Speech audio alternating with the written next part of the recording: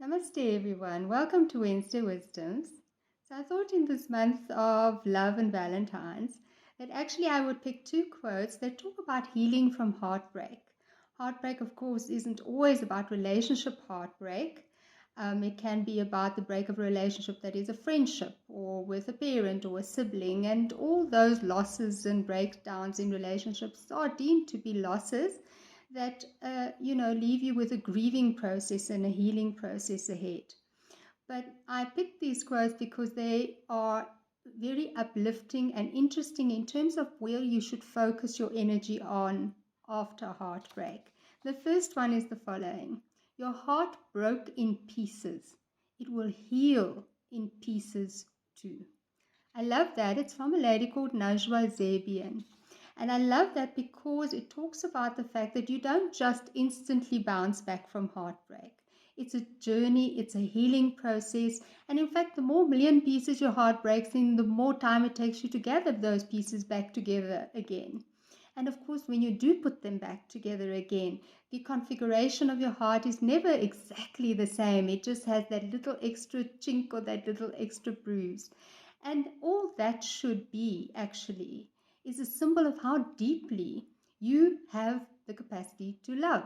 Because the deeper you love, the greater your heartbreak when you lose that love. But what it tells you when you put back your heart is that you always still have that capacity within you. Always. You don't lose that. If someone leaves you, if someone doesn't reciprocate your love, they don't take your love away and you are left without it. You always own and have that to give again when and if you choose to. So I love that quote for the sort of healing process that it implies.